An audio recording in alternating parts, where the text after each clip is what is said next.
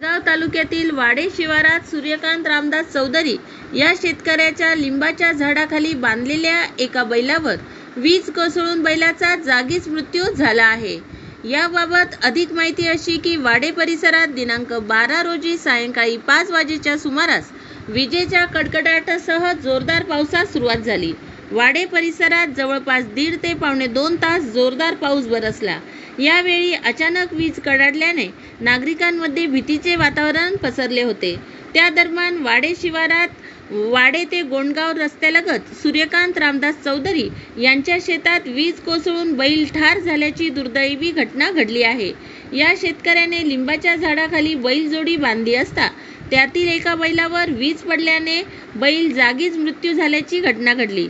विशेष म्हणजे शेतीकाम करत असताना पाऊस सुरू झाल्याने सूर्यकांत पाटील वय 43 वर्ष, मुलगा सोहम चौधरी वय 14 वर्ष हा वाडे माध्यमिक विद्यालयातील 9वीच्या वर्गात शिकणारा विद्यार्थी, दोघेही पाऊस सुरू झाल्याने समोरच्या 15 ते 20 फूटच्या अंतरावर अचानक वीज कडाडून चक्क प्रकाश पडला व कानठळ्या बसणाऱ्या आवाजात वीज समोर बांधलेल्या बैलावर कोसळून डोळ्यात देखत बैल धाडकन जमिनीवर कोसळून जागीच मृत्यू झाला।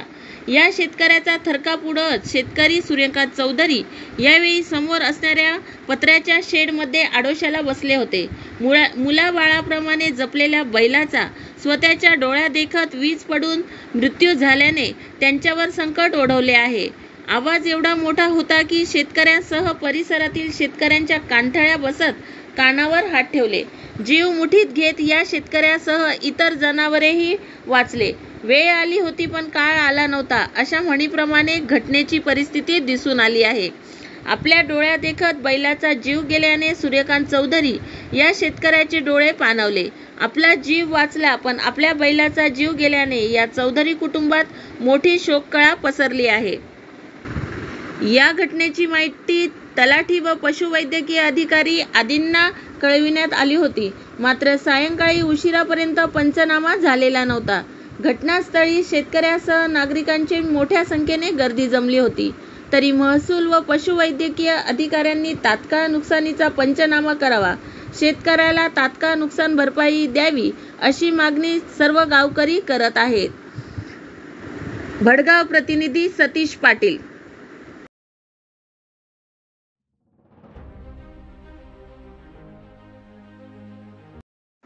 बदनापूर येथील इनामदार कॉलनीमध्ये 11 जूनच्या मध्यरात्री शेख नजीर इनामदार यांच्या जाळीच्या खुराड्यात कोंबड्या आणि ससे बंद करून ठेवले असता मध्यरात्री 1:30च्या सुमारास कोणीतरी अज्ञात प्राण्याने 6 कोंबड्या आणि 2 पाळीव पांढरे ससे यांच्यावर हल्ला करून मारून टाकले। यात जवळपास 6 कोंबड्या 1200 रुपयांचे, 2 ससे 400 रुपयांचे असे एकूण 1600 रुपयांचे नुकसान झाले असून वेळीच नगरपंचायतने लक्ष न दिल्यास मनुष्याच्या लहान मुलावरही हा हल्ला होऊन जीवितहानी झाल्यास यास नगरपंचायत जबाबदार राहणार असल्याचे नागरिकांनी बोलले आहे। शेख नजीर इनामदार, बदनापूर, जालना।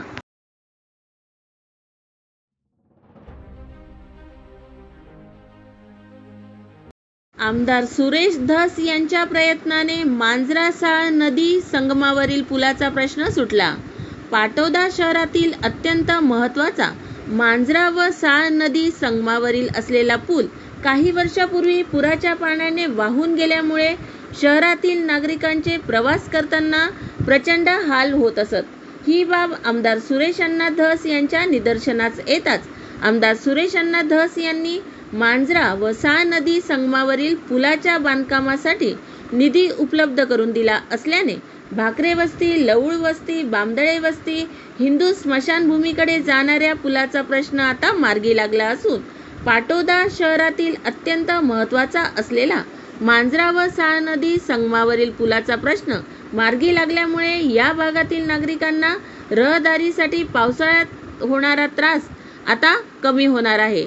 पाटोदा शहरात पहिल्यांदाच अत्याधुनिक मशिनरी वापरून नगरपंचायतीचे नगर उपाध्यक्ष शरद बामदळे यांनी मांजरा व साळ नदी संगमावरील पुलाचे काम चालू केले असल्यामुळे शहरातील नागरिक पुलाचे काम पाहून नगर उपाध्यक्ष शरद बामदळे यांच्या उत्कृष्ट कामाचे कौतुक करत आहेत। गणेश शेवाळे, पाटोदा।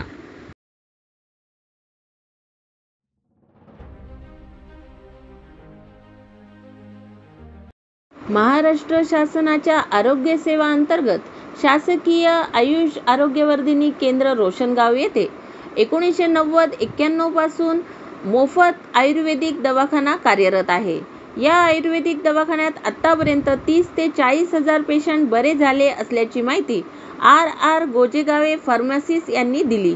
यामध्ये सांधेवात, मूळव्याध, स्त्रियांचे आजार, लहान मुलांचे विविध प्रकारचे आजार, लकवा आदी आजारांचा समावेश आहे। सदरील दवाखाना हा जालना जिल्ह्यात 3 पैकी एक आहे। विशेष म्हणजे बदनापूर तालुक्यात हा एकच अगदी मोफत आयुर्वेदिक दवाखाना आहे। याचा परिसरातील जनतेने पुरेपूर लाभ घ्यावा असे आवाहन वैद्यकीय अधिकारी डॉक्टर मिलिंद पाटील यांनी केले आहे। शेख नजीर इनामदार, बदनापूर, जालना। नमस्कार, मी डॉक्टर मिलिंद पाटील, वैद्यकीय अधिकारी, रोशनगाव, तालुका बदनापूर, जिल्हा जालना। बदनापूर तालुक्यामध्ये आपला आयुर्वेदिक दवाखाना रोशनगाव हे एकमेव आयुर्वेदिक रुग्णालय आहे। ह्या रुग्णालयात आजूबाजूच्या गावातील व रोशनगावातील रुग्ण विविध प्रकारचे आयुर्वेदिक उपचार घेण्यासाठी इथे येत असतात। त्याचप्रमाणे बदनापूर तालुक्यातील विविध गावातील इतर रुग्णांनीसुद्धा या आयुर्वेदिक दवाखान्याचा उपयोग आपल्या स्वतःच्या आजारपणासाठी व विविध याच्यासाठी आपण उपयोग करून घ्यावा, हे आपणास मी विनंती करतो।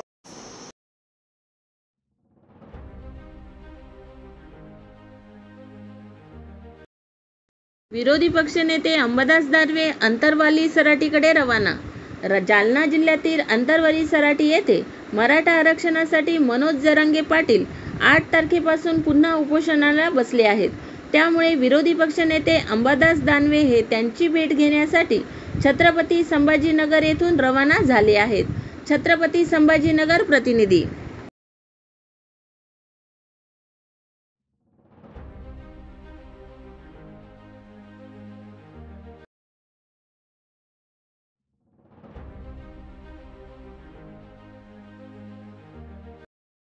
आगामी विधानसभेच्या निवडणुकीच्या पार्श्वभूमीवर मनसेच्या सर्व मतदारसंघातील पदाधिकारी आणि नेत्यांशी चर्चा करण्यासाठी मनसे पक्षाची मुंबईमध्ये आज बैठक मेळावा आयोजित करण्यात आला आहे।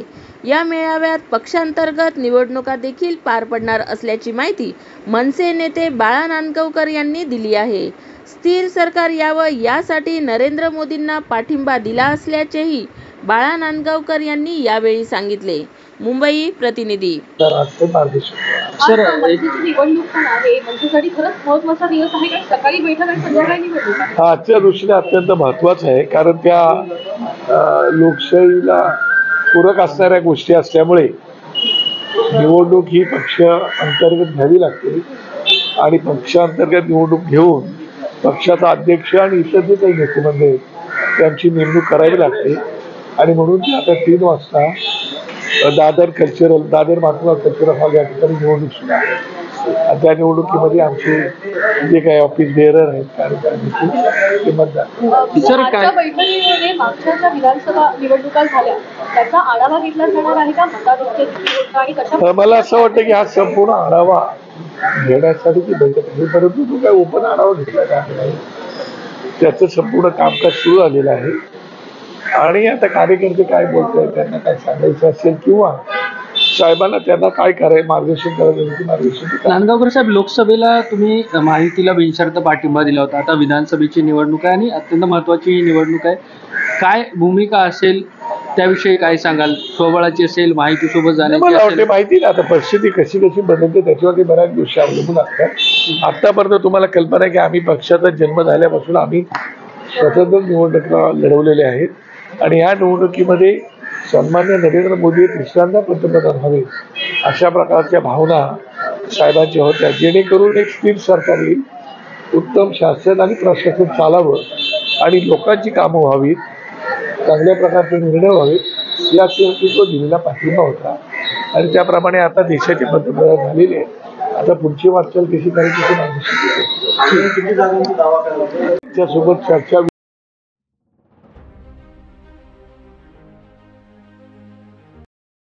खामगाव जालना महामार्गाची प्रशासकीय पूर्तता झाली आहे, अशी माहिती प्रतापराव जाधव यांनी दिली आहे.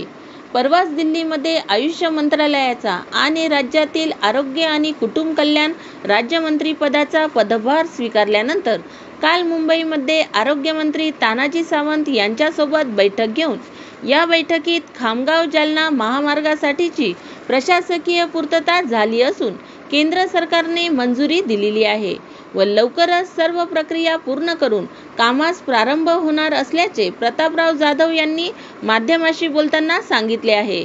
बुलढाणा प्रतिनिधी.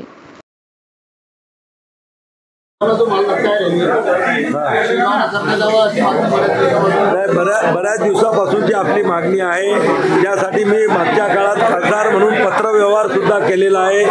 येणाऱ्या पुढच्या काळामध्ये सुद्धा तो प्रश्न मार्गी लावण्यासाठी एक केंद्रीय मंत्री आणि या जिल्ह्याचा खासदार म्हणून माझे सुद्धा प्रयत्न चांगले आहेत.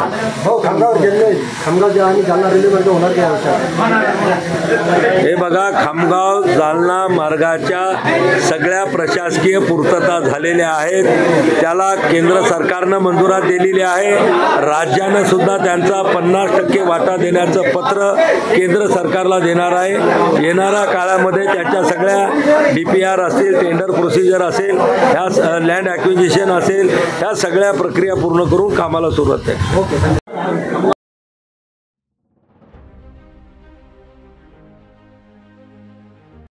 दरवर्षीप्रमाणे आषाढी एकादशी सोहळ्यात सहभागी होण्यासाठी संत गजानन महाराजांची पालखी संत नगरीतून पंढरपूर येथे जात असते. यंदाही 13 जून रोजी शेगाव येथून पंढरपूरसाठी पालखी रवाना झाली आहे. सर्व नियोजनाची तयारी संत गजानन महाराज संस्थांकडून पूर्ण करण्यात आली आहे. यंदा दिंडीचे हे 55वे वर्ष असून जवळपास 700 वारकऱ्यांसह राजवैभवी थाटात या दिंडीचे प्रस्थान झाले. या दिंडीत 700 वारकरी, 250 पताकाधारी, 250 टाळकरी, 200 सेवेकरी असा मोठा ताफा घेऊन श्रींची पालखी निघाली आहे. पुढील 1 महिना पायी प्रवास करून 15 जुलै रोजी ही पालखी पंढरपूर येथे पोहोचणार आहे.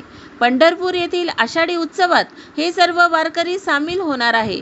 यंदा आषाढी एकादशी 17 जुलैला आहे. या दिवशी समस्त वारकरी संप्रदाय विठुरायाच्या दर्शनासाठी पंढरपूरमध्ये जमतो. त्यासाठी राज्याच्या विविध भागांमधून संतांच्या पालख्या पंढरपूरकडे येतात. आषाढी एकादशीसाठी यंदा संत ज्ञानेश्वर महाराजांच्या पालखीचे आषाढी वारीसाठी 29 जूनला प्रस्थान होणार आहे. पंढरपुरात 4 दिवसांच्या मुक्कामानंतर आषाढीचा सोहळा संपवून संत ज्ञानेश्वरांची पालखी 21 जुलैला परतीच्या प्रवासाला निघेल. यासाठी भाविक पायदळ वारीसाठी सज्ज झाले असून आज गुरुवारी श्री गजानन महाराज संस्थांच्या पालखीचे ब्राह्मवृंदांच्या हस्ते विधिवत पूजन करून श्रीच्या सेवेधारी व्यवस्थापकीय विश्वस्तांच्या उपस्थितीत सकाळी 7 वाजता विठुरायांच्या दर्शनासाठी निघाले. गणगण गणात बोले जय गजानन श्री गजानन विविध अभंगांच्या निनादात श्रीची पालखी भक्तिमय वातावरणात पंढरपूरकडे मार्गस्थ होत आहे. पालखीचे यंदा 55वे वर्ष असून सतत प्रवास करून श्रीची पालखी पंढरीत दाखल होणार आहे. 17 जुलै रोजी आषाढी एकादशी सोहळा आटपून पालखीचा परतीचा प्रवास राहणार आहे. श्री क्षेत्र पंढरपूर येथे विठुरायाच्या दर्शनासाठी संपूर्ण भारतभरातून लाखो वारकरी भाविक आषाढी एकादशीच्या सोहळ्यामध्ये सहभागी होत असतात. बुलढाणा प्रतिनिधी.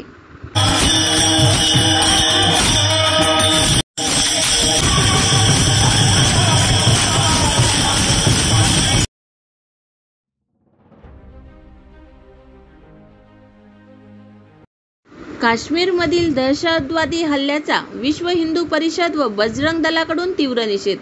शिवखोरीहून वैष्णोदेवी येथे दर्शनासाठी भक्तांना घेऊन जात असलेल्या बसवर दहशतवाद्यांनी हल्ला केल्याची घटना घडली होती. त्यानंतर काश्मीरच्या खोऱ्यात दहशतवादी हल्ले सुरू आहेत. या हल्ल्याचा संपूर्ण देशभरातून निषेध नोंदवण्यात येत आहे. आज विश्व हिंदू परिषद बजरंग दलाच्या वतीने कल्याणमधील छत्रपती शिवाजी महाराज चौकात जोरदार घोषणाबाजी करत या घटनेचा निषेध नोंदवण्यात आला. यावेळी बजरंग दलाच्या कार्यकर्त्यांनी पाकिस्तानचा झेंडा जाळून या घटनेचा तीव्र शब्दात निषेध नोंदवला आहे. कल्याण प्रतिनिधी. वैष्णोदेवीला जाणाऱ्या तीर्थयात्र्यांवरती भ्याड हल्ला जो परवा दिवशी घडला काश्मीरमध्ये, त्याच्या निषेधार्थ विश्व हिंदू परिषद अंतर्गत बजरंग दल आज देशभरामध्ये राष्ट्रव्यापी आंदोलन करते. रस्त्यावरती उतरून सगळीकडे निषेध केला जातोय. ज्या प्रकारे भ्याड हल्ले चाललेत, सतत 3 दिवस झालं कुठली ना कुठली तरी आतंकवादी हल्ल्याची घटना ही काश्मीरच्या खोऱ्यात होते. ते ह्या सगळ्या गोष्टीचा निषेध आणि ह्या सगळ्या गोष्टीच्या बाबतीतला जो आक्रोश हिंदूंच्या मनामध्ये आहे की आम्ही आमच्या धर्मस्थळाला सुद्धा सुरक्षितरित्या भेट देऊ शकत नाही, आणि मारले जाण्याचं कारण काय, तर ते केवळ आणि केवळ हिंदू. आपण जर फोटो बघितले असतील बॅनरवरती वगैरे सुद्धा खूप लहान लहान मुलं आहेत जी मारली गेलेली आहेत. तर ह्या सगळ्याचा निषेध म्हणून आणि हिंदू समाजाचा आक्रोश आज रस्त्यावरती उतरलेला आहे.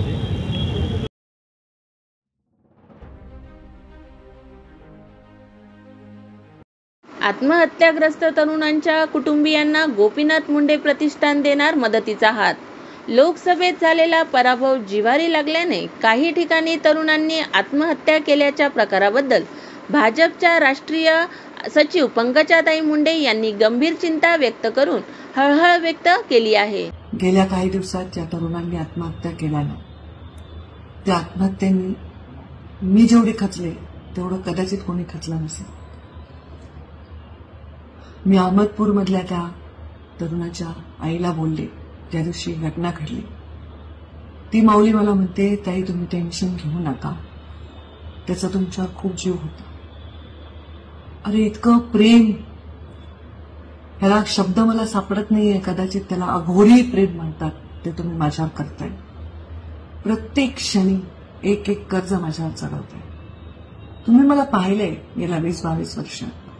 मुंडे साहेबांसारख्या पहाडासारख्या नेत्याला मी पाहिलेलं आहे भावनिक होताना, खचताना. मी त्यांना आधार दिला. आधार दिला म्हणजे मी एवढी मोठी नाही की त्यांना आधार दिला, पण मी आधार द्यायचा भाव आणला. कारण माझ्या बापाला वाटू नये की मला मुलगी आहे आणि ती कोमल आहे. नाही बाबा, मी खूप कठीण आहे, मी खूप कर्मठ आहे, मी तुमच्यासाठी लढायला मागे पुढे पाहणार नाही. जेव्हा मुंडे साहेब वारले, आठवा तो दिवस 4 जूनचा, दगडं पडत होते सगळ्यांच्या डोक्यावर, पण मी धावत जाऊन माईक हातात घेतला. जीवाची पर्वा केली नाही, कोणाच्याही विषय विचार नाही केला. विचार केला तो समाज चेंगरेल, अनेक जीव जातील ह्याचा विचार केला. तेव्हा मी मुंडे साहेबांची शपथ तुम्हाला दिली, ती तुम्ही पाळली. आता हे जे झालं ते तुमच्या जीवाला फार लागलेलं आहे. मग तुम्ही जर असं जिव्हारी लावून घेणार असाल आणि असे रस्त्यावर जाणार असाल, माझी शक्ती बनण्यापेक्षा जर अशा पावलांना उचलण्याचा प्रयत्न करणार असेल, तर राजकारणाचे पुढचं काय पाऊल उचलायचं असा माझ्यासारख्यांना प्रश्न पडतो. कारण माझ्या राजकारणामध्ये स्वार्थ नाही. मला स्वतःसाठी काही पाहिजे म्हणून मी करत नाही. माझं आतापर्यंतचं राजकारण उद्देशासाठी होतं.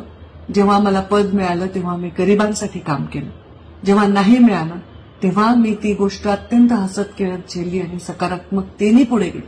आणि हा पराभव काय आहे? हे राजकारण आहे. राजकारणामध्ये अशा वेळी येत असते.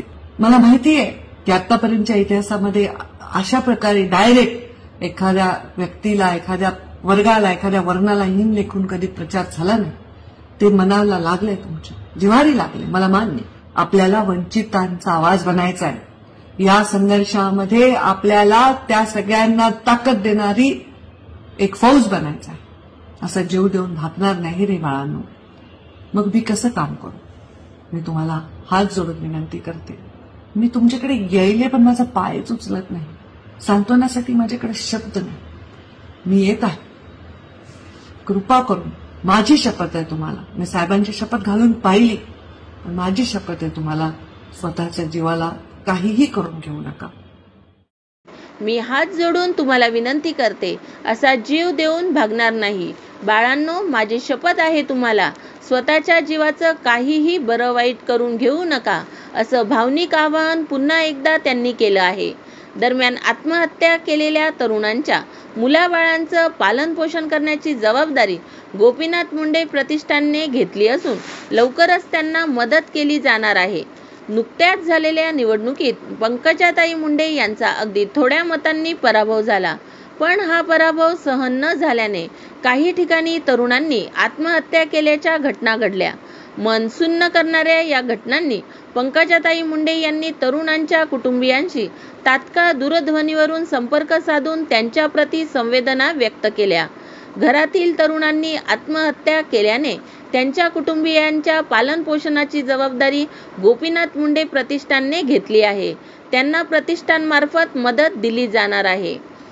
बीड प्रतिनिधी राजरतन डोंगरे.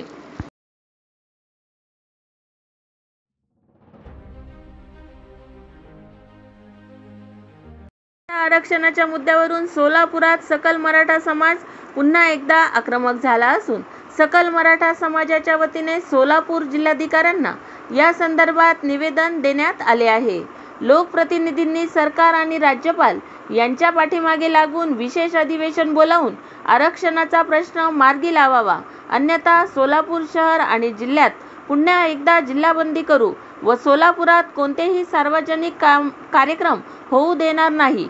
आरक्षणाचा प्रश्न 2 दिवसात मार्गी न लागल्यास सोलापुरातील शासकीय कार्यालयात मराठा समाज बांधव मुक्काम ठोकणार असल्याची माहिती सकल मराठा समाजाचे समन्वयक माऊली पवार यांनी दिली आहे. सोलापूर प्रतिनिधी. मनोज जरांगे पाटलांच्या आमरण उपोषणाचा आज 6वा दिवस आहे. सरकार अजूनही या बाबतीत गांभीर्याने घेत नाही. मागील 10 महिन्यात 5व्यांदा उपोषणाला बसलेला जरांगे पाटलांच्या मृत्यूची सरकार वाट बघतंय का? हा विषय एवढा क्रिटिकल झालेला आहे. यांना कालच्या लोकसभेला यांचा सुपडा साफ करून जर यांची भागत नसेल तर यांना सोलापूर जिल्ह्यात तमाम आमदार खासदार जे राहतात, पालकमंत्री येतात, उद्यापासून त्यांना या जिल्ह्यात बंदी करण्याचा आम्ही निर्णय घेतलेला असून जरांगे पाटलाच्या जर जीवाचं काय बरं वाईट झालं तर सरकारचं एकही शासकीय कार्यालय हे मराठा समाज भवन जेवढे आहेत ते शासकीय कार्यालयात सगळे लोक आमच्या मुक्कामाला येतील. मग सरकारला खूप अवघड जाईल. आमची विनंती आहे सरकारला, त्या माणसाचा तीळ रोज दिवस चाललेला आहे, त्याचं रक्त रोज आटतंय आणि सरकार जर या बाबतीत गांभीर्यानं घेणार नसेल तर सर्व शासकीय कार्यालय सोलापूर शहर व जिल्ह्यातील हे सर्व मराठा बांधव मुक्कामाला इथे येतील. शंभूराजे देसाई सध्याला शिष्टाई करतात असं कळतंय. त्याचबरोबर बाकीचे आमदार आहेत, खासदार आहेत, त्यांच्या ठिकाणी जरांगे पाटलांना भेटीसाठी जातात. नेमकं काय सांगा? आज 6वा दिवस आहे. 6 दिवस झालं आपल्या जिल्ह्यातले एक आमदार तिथे प्रयत्न करतायत. आलंय का फळ? आहे का सकारात्मक काय प्रतिसाद सरकारचा? कोण कुठे चाललंय, कोण कुठे चाललंय बघताय सगळे.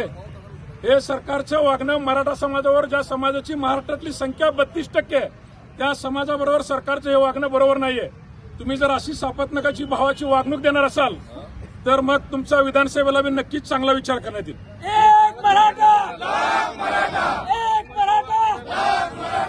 उद्यापासून जोपर्यंत मराठा आरक्षणावर तोडगा निघणार नाही, सर्व पक्षीय आमदार, खासदार आणि पालकमंत्र्यांना या जिल्ह्यात आम्ही फिरू देणार नाही, सार्वजनिक कार्यक्रम घेऊ देणार नाही. ओबीसी नेते लक्ष्मण हाके अंतरवली सराटीकडे जात आहेत आणि ओबीसी आरक्षण बचावासाठी ते अंतरवली सराटीमध्ये उपोषण करणार आहेत अशी त्यांनी भूमिका घेतलेली आहे. मराठा समाजाची काय भूमिका आहे? इथल्या जिल्ह्यात त्यांना प्रसिद्धी मिळत नाही. आमच्या आंदोलनाला डिस्टर्ब करण्याचा त्यांचा एक प्रयत्न आहे. त्यांना शुभेच्छा.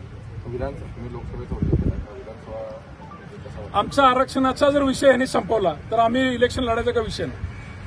जर आरक्षणाचा विषय नाही संपवला तर निश्चित त्यांना आव्हान दिल्याशिवाय मराठा बांधव शांत बसणार नाही.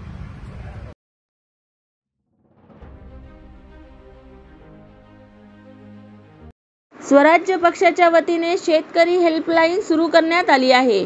या हेल्पलाईनच्या माध्यमातून महाराष्ट्रातील विविध भागांमधील अनेक सामान्य शेतकऱ्यांनी आमच्याकडे तक्रारी केल्या आहेत. शेतीसाठी लागणारी खते, बी बियाणे, युरिया यांची वाढीव दराने विक्री केली जात असल्याच्या असंख्य तक्रारी येत होत्या. त्यामुळे शेतकरी हेल्पलाईन ही महत्त्वाची ठरेल असे संभाजीराजे छत्रपती यांनी सांगितले. ते पुढे म्हणाले की संघटनेचे सरचिटणीस डॉक्टर धनंजय जाधव व त्यांच्या काही सहकाऱ्यांनी पुणे शहरात मार्केट यार्ड परिसरातील खत विक्री दुकानांमध्ये जाऊन युरिया खरेदी केला. 266 रुपयांना मिळणारी गोणी तब्बल 2800 रुपयांना विकत असल्याची धक्कादायक बाब या घटनेतून आमच्या लक्षात आली आहे.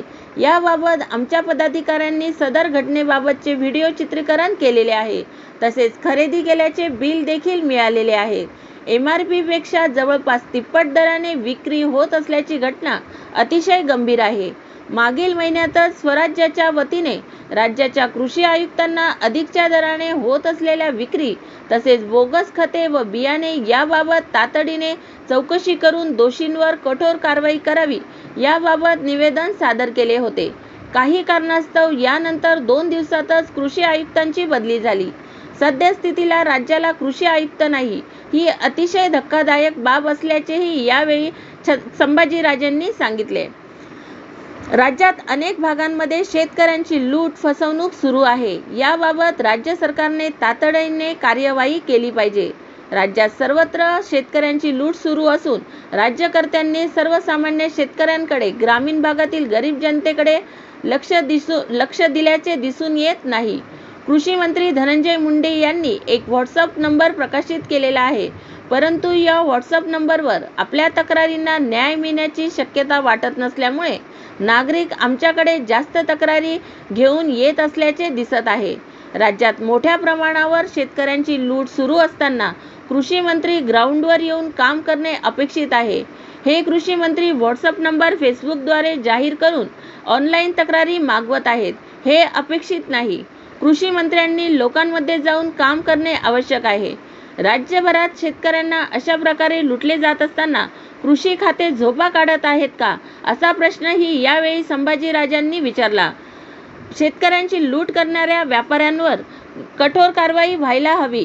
मागच्या वर्षीच्या दुष्काळाच्या पार्श्वभूमीवर अनेक जिल्ह्यांमध्ये शेतकऱ्यांना विमा अग्रिम आणि विम्याची रक्कम अद्यापपर्यंत मिळालेली नाही, असेही यावेळी संभाजीराजे छत्रपतींनी सांगितले. पुणे प्रतिनिधी.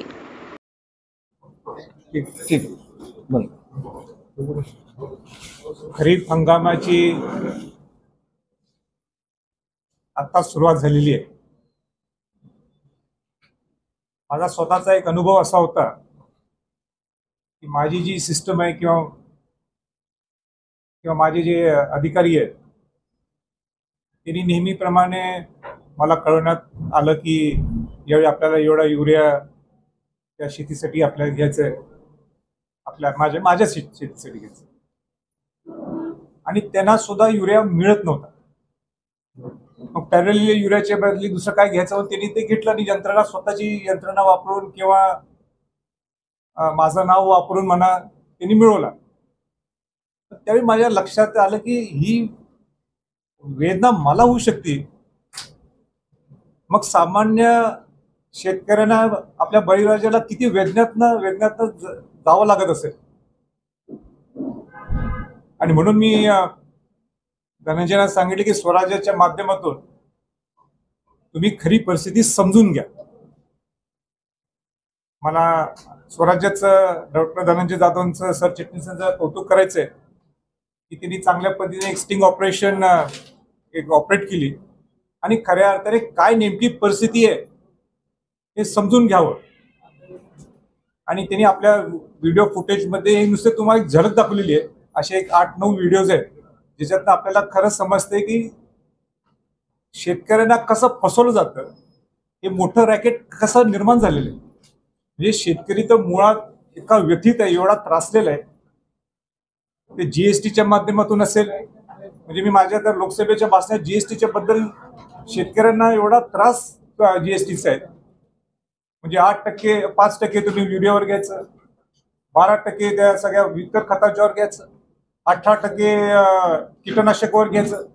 आणि या बिचाऱ्या शेतकऱ्यांना, एकही शेतकऱ्यांना मी प्रश्न विचारला, तुम्हाला जीएसटी माहित आहे का? त्यांना काही माहित नाही जीएसटी, पण टॅक्स भरतो एवढंच माहित आहे. म्हणजे हे सगळे हा त्रासलेला विषय हा जीएसटीचा असताना या युरिया खरेदीच्या बाबतीत जे निदर्शनात आलेलं आहे ते फार भयानक गोष्ट निर्माण झालेली आहे.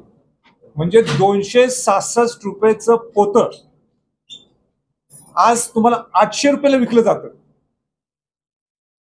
धनंजय जाधवांनी आणि स्वराज्यांनी आयुक्तांना भेट घेतली, कृषी आयुक्तांना भेट घेतली. कृषी आयुक्त म्हटले लगेच 2 दिवसात कारवाई करू. कारवाई तर झाली नाहीच, पण वाईट ही आहे की जे महाराष्ट्राला परवडत सुद्धा नाही, शेतकऱ्यांना सुद्धा परवडू शकत नाही, की कृषी आयुक्त नेहमी आपल्या खुर्चीवर बसायला पाहिजे आणि कारवाई करायला पाहिजे जे ह्या गोष्टी चुकतात. यासाठीच कृषी आयुक्त नेमला असतो. दुर्दैवाने महाराष्ट्राकडे या मिनिटाला कृषी आयुक्तच नाहीये. कृषी मंत्री ठीक आहे, तुम्ही आता लोकसभेच्या वेळी भरपूर फिरला, राजकारण हा एक लोकशाहीतला एक भाग आहे, पण आता रस्त्यावर येणं त्यांनी गरजेचं आहे. सगळ्यात जास्त ही जे फसवणूक जी सगळ्यात चालती ही मराठवाड्यामध्ये प्रामुख्याने बीडमध्येच आहे.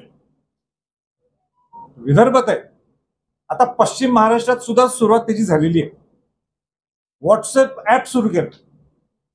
व्हॉट्सअप ऍप काय सुरू केला की शेतकऱ्यांनी आपल्या आपल्या तक्रारी जे काय असतील ते तुम्ही द्यावेत. अरे शेतकरी कुठं वापरणार आहे व्हॉट्सअप ग्रुप, व्हॉट्सअप नंबर? आणि आतापर्यंत जर व्हॉट्सअप नंबर वापरला कारवाई किती झाली त्यांनी ते सांगावं. जिथं आपण म्हणतो की महाराष्ट्र काय देश, भारत हा कृषी प्रधान देश आहे. मला ठामपणाने सांगायचंय, अधिकारांनी सांगायचंय की हे मोठं रॅकेट आहे. त्यामध्ये डीलर आहेत, अधिकारी आहेत, ही सगळी फसवणूक ही शेतकऱ्यांची होते. या बिचारा शेतकरी त्याला गरज असते म्हणून तो युरिया घेऊन टाकतो. एक उदाहरण तुमच्या पुढे व्हिडिओच्या माध्यमातून आले की दाखवून दिलं की बाबा ठीक आहे, आम्हाला तुमच्या 260 रुपयाचा पोता नसला तर तुमच्याकडे आमच्याकडे म्हणजे आम्हाला गरज आहे युरियाची म्हणून तुम्ही पैसे वाढवा पण आम्हाला पोतं द्या. ऍपमध्ये तर दिसते, पहिल्यांदा म्हणायचं ऍपमध्ये दिसत नाही. तुमच्याकडे स्टॉकमध्ये दिसते, पहिल्यांदा म्हणायचं नाही. मग आपण म्हटलं की हो आहे, मग ठीक आहे आम्ही देतो पण लिमिटेड स्टॉक आहे. मग आम्ही मध्ये लिमिटेड स्टॉक असलं चालते बाबा, 200चा 300 दे, 500 दे, 800 रुपये तिप्पट पैसे घेतलेले. हे काय शेतकऱ्यांना परवडणार नाही, फसवणूक आम्ही खपून घेणार नाही. स्वराज्याच्या माध्यमातून मला सरकारला आवाहन करायचं आहे, तुम्ही जर ह्याच्यावर कारवाई केली नाही, तुम्ही जर ज्या गोष्टी आम्ही तुमच्या समोर मांडलेल्या आहेत त्याच्यावर ऍक्शन जर घेतली नाही तर मग स्वराज्य ह्याच्यात उतरणार. आणि स्वराज्यात ज्यावेळी उतरणार त्यावेळी फुल ऍक्शनच्या मोडमध्ये आम्ही असू. आणि फुल ऍक्शनचा मोड म्हणजे जर उद्या काही कायदा व्यवस्थेमध्ये सुव्यवस्थेमध्ये काही गडबड झाली तर त्याला सरकार जबाबदार असणार. शेवटी आपण कोणासाठी जगतो? आपल्याला हे सगळं धान्य मिळते म्हणूनच आपण जगू शकतो. आणि ह्यांना जर त्रास होत असेल त्या जीएसटीने तर हैराण करून टाकलेलं आहे. आता या खताच्या माध्यमातून हैराण जर करत असतील, बिचारा शेतकऱ्यांना सुद्धा काही परिस्थिती अशी निर्माण होते की आपल्याला खतं घ्यावं लागतात.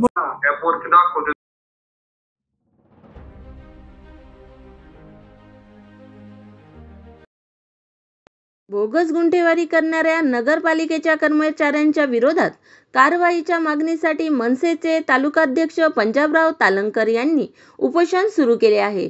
हदगाव नगर परिषद अंतर्गत येणाऱ्या जागेचा प्लॉट पाडून संबंधित गुत्तेदाराने भूखंडाचा श्रीखंड केला. त्यात हदगाव नगर परिषदचे कर्मचारी यांनी खोट्या व बोगस गुंठेवारी करून आपले उखळ पांढरे केले असून यात जे दोषी आहेत त्यांना पाठीशी घालण्याचे काम हदगावचे मुख्याधिकारी करत असल्याचा आरोप यावेळी मनसेचे तालुकाध्यक्ष पंजाबराव तालंकर यांनी केला असून त्यांनी उपविभागीय अधिकारी हदगाव यांना दिलेल्या निवेदनानुसार या सर्व नगरपालिकेच्या कर्मचाऱ्यांच्या विरोधात कठोर कारवाई करावी यासाठी आमरण उपोषण सुरू केले आहे. यात त्यांनी त्यांच्या जीवास काही बरे वाईट झाल्यास याची सगळी जबाबदारी प्रशासनाची राहील म्हणून त्यांना संरक्षण करण्याची मागणी देखील यावेळी त्यांच्याकडून करण्यात आली आहे. शेख शाहबाज, हदगाव, नांदेड.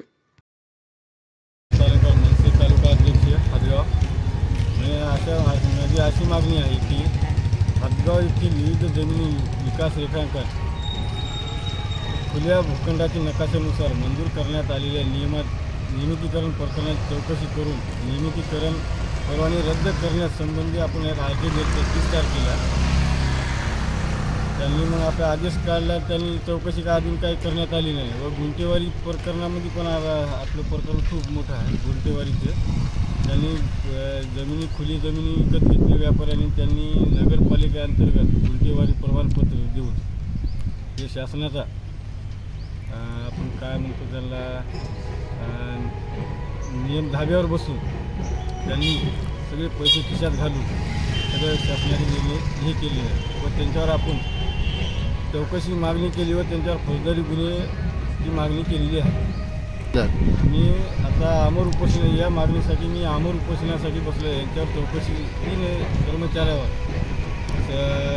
दामोदर जाधव, प्रभारी CO, नंबर 2 सतीश देशमुख कार्यकारी अभियंता कार्यकर्ता कार्यालय नगरपालिका आणि सचिव इंजिनियर सचिन वाघमारे इंजिनियर यांनी तिघांनी मिळून जे गुंठेवारीचं प्रमाण हदगावमध्ये भरपूर केलेलं आहे याची खडक चौकशी होऊन त्यांच्यावर फौजदारी गुन्हे दाखल होत नाही तोपर्यंत माझा आपण उपोषण राहणार.